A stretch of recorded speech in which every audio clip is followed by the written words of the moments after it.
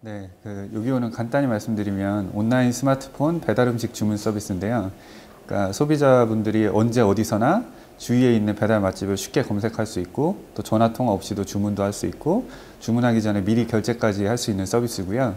또 배달 음식점 사장님들 입장에서는 기존에 전단지 광고들 많이 하실 텐데 사실 하면서 그렇게 효과가 좋은 편도 아니고 내가 전단지 광고에 얼마를 썼지만 이게 얼마나 효과가 있었던 걸까 이런 거를 알기가 힘들거든요.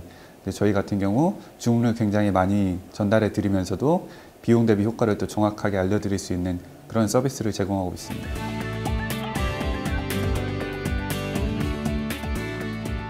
팀유럽이라는 그 배달 전문 회사가 특별히 한국 시장을 선택한 이유가 있을까요? 네, 그 한국 시장을 선택하게 된 배경에는 크게 두 가지 정도가 있었던 것 같은데 첫 번째는 뭐 이제 워낙 유명한 얘기지만 한국이 워낙 초고속 인터넷이나 아니면 스마트폰 같은 보급률이 굉장히 높잖아요. 그렇게 잘 갖춰져 있는 IT 인프라가 일단 첫 번째로 매력적이었던 것 같고 두 번째는 사실 우리나라 사람들은 워낙 익숙해져 있어서 사실 평상시에 느끼지는 못하지만 이렇게까지 배달 시장이 성장해 있는 나라가 잘 없거든요. 그래서 저희 같은 경우 1년의 매출액 기준으로만 거의 한 10조에 이르는 시장을 형성을 하고 있는데 그 점도 굉장히 매력적이었던 것 같습니다. 그 유럽 같은 사례만 봐도 사실 저녁 8시, 9시만 되면 밖에 나가서 음식점을 찾기도 어렵거든요. 근데 이제 유독 부정이 스카우트 일했을 때 퇴사하시고 그 아이템에 대해서 확신이 드셨는지? 처음에 사실 들었을 때는 전화 통화 없이 배달 음식을 주문할 수 있는 서비스다 이런 얘기를 들었는데 이게 그렇게 매력적인 서비스인가 하는 생각이 들기는 했어요. 왜냐하면 사실 기존에 저도 전화로 배달 음식 주문을 많이 시켜 먹지만 거기서 딱히 불편함을 느끼지는 못했다고 생각을 했거든요. 근데 집에 돌아와서 곰곰이 생각을 해보니까 사실 제가 전화만 생각하고 있었을 뿐이지 기존에 사람들이 배달 음식을 주문해 먹던 그 일련의 과정 속에는 굉장히 많은 불편함들이 있더라고요. 일단 평소에 우리 동네에 어떤 배달 음식점들이 있는지 전단지를 모아놨어야 되고 내가 정작 배고플 때 나는 피자가 먹고 싶은데 중식집 전단지밖에 없을 수도 있고 피자가 먹고 싶어서 피자 전단지를 찾았어도 어떤 게 맛집인지 사실 알기는 어렵거든요. 그리고 결국 선택한 전단지로 전화를 했을 때 점심시간이나 저녁시간처럼 이렇게 사람들이 많이 몰릴 때는 사실 통화 중이라서 여러 번 시도해야 통화가 성공되기도 하고 그런 굉장히 불편한 점들이 있고 또 사실 서울의 이제 강남 지역만 해도 무선 카드 단말기라든지 이런 게 많이 보편화되어 있지만 서울 외곽이나 이제 지방 도시에서는 아직 그렇지 않거든요. 근데 결제까지 가능하다는 점 이런 것들이 굉장히 매력적인 서비스구나. 기존의 사람들의 배달 음식을 주문하는 과정을 좀 혁신적으로 바꿔놓을 수 있겠구나라는 생각이 들더라고요. 지금의 성과 한번 돌아봐 주신다면? 네, 저희가 작년 5월에 이제 서비스 첫 런칭을 했고요. 제가 10월에 이제 대표이사로 취임을 하게 됐는데 작년 9월 대비 지금까지의 성과를 돌이켜 보면 일단 저희가 가장 중요하게 생각하는 지표인 주문 수 자체가 거의 15배 가량 성장을 했고요. 그리고 이제 전화 없이도 주문할 수 있는 배달 음식점 수가 전국적으로 10,000개를 넘어섰고 애플리케이션의 누적 다운로드 수도 이제는 한 50만 건에 육박하고 있고 직원 수 같은 경우도 한 130명, 40명 선으로 지금 늘어난 상황이거든요. 네, 굉장히 큰 성과가 있었던 것 같습니다. 지금까지는. 요기요가 다른 경쟁 업체에 비해 비교 우위인 점이 있다면 아까도 말씀해 주셨지만 어느 부분에 좀 차별화를 둔 건지 다시 한번 짚어주실까요? 네, 저희 말고도 이제 다른 여러 가지 업체들이 있는 게 사실인데 사실 그 수익 모델에서 제일 큰 차이가 나는 것 같아요. 그러니까 저희를 제외한 거의 모든 경쟁 업체들은 사실 월 정액제의 광고비 시스템으로 비즈니스를 운영을 하고 있거든요. 특정 광고 영역에 대한 그 월 정액 요금이 정해져 있어서 그 정액 요금에다가 그 영역의 숫자를 곱한 이제 금액을 음식점 사장님들한테 이제 받고 있는데 그렇게 됐을 때 몇 가지 문제가 있는데 첫 번째는 자기가 이번 달에 어느 만큼의 주문이 나올지 미리 알 수 없는 상황에서 이제 고정된 정액비를 지출을 해야 된다는 그런 단점이 하나가 있고요. 또 한 가지는 이제 그 광고비 모델에서 알 수 있는 것처럼 굉장히 그 배달 음식점들의 상위 리스트에서 상당수의 주문이 일어나고 있거든요. 근데 사실 고객들이 원하는 거는 맛있는 배달 음식점이지 광고비를 많이 낸 배달 음식점은 아니거든요. 그렇기 때문에 저희 같은 경우는 그런 광고비 모델을 지향을 하고 저희가 실제적으로 가져다 드렸던 주문의 그 매출액의 일정 부분을 수수료로 받고 있기 때문에 또 후불제로 취득을 하고 있기 때문에 저희가 정말 공헌해드린 만큼에 대해서만 수수료를 받는 그런 모델이라는 점이 가장 큰 차이일 것 같습니다. 실제로 배달음식점 그 노출되는 순서에 있어서도 저희는 광고비 같은 게 전혀 개입되지 않기 때문에 뭐 사용자들이 남겼던 별점이라든지 배달 속도, 배달 안정성 이런 것들을 기준으로 노출 순서를 정하고 있고요.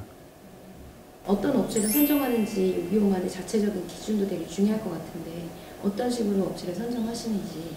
네, 그 선정 기준이 또 굉장히 중요하죠. 그래서 저희도 내부적으로 고민도 많이 했는데 사실상 그 서비스 공급자 혼자서 어떤 선정 기준을 마련해서 배달음식 맛집을 선정을 하는 거는 좀 어려움이 있더라고요.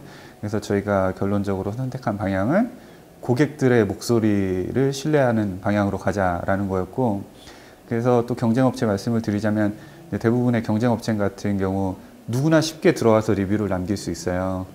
근데 저희 같은 경우는 클린 리뷰 시스템이라고 해서 요기요에서 단 한 번이라도 그 음식점에서 음식을 구매한 기록이 남아있는 소비자들만 리뷰를 남길 수 있도록 돼 있어요.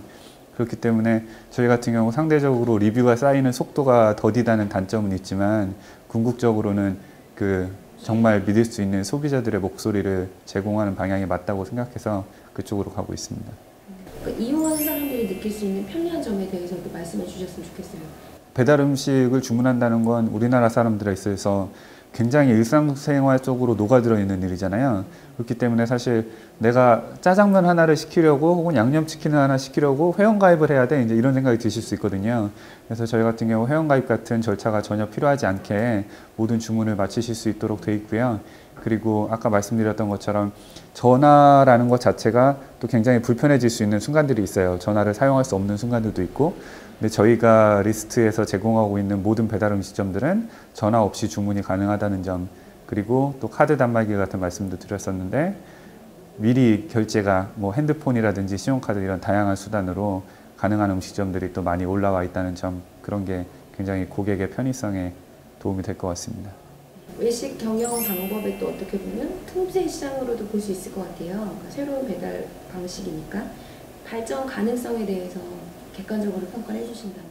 네, 사실 객관적으로 봤을 때 뭐 이 배달 음식 주문 서비스에 뭐 이 업체가 있다, 저 업체가 있다 이런 얘기들도 많이 있지만 사실은 지금 이 업체들이 서로 경쟁하는 단계라기보다는 아직 시장이 열리지도 않은 단계라고 생각을 하고 있거든요.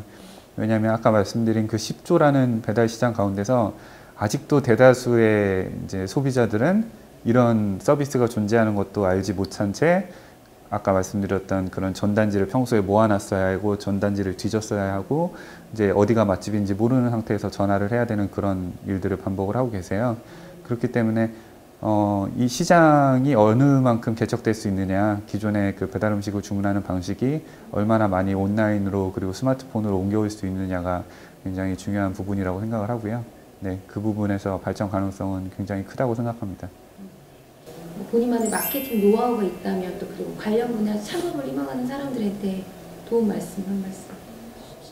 네, 그 흔히들 마케팅이라고 하면 굉장히 창의적인 아이디어를 내는 것만 중요한 활동이라고 오해하시는 경우도 많이 있는 것 같아요. 근데 사실 잘못된 마케팅 의사결정은 굉장히 큰 비용을 수반하거든요, 회사한테 있어서. 그리고 마케팅이라는 활동 자체가 굉장히 풍부한, 어떤 거를 취득하고 어떤 걸 버려야 되는지 모르는 고객의 데이터와 씨름해야 되는 과정이기도 하고, 그래서 저는 마케팅을 물론 창의성도 중요하겠지만 굉장히 그 데이터에 기반해서 의사결정을 내려야 되는 활동이라고 생각을 하고요.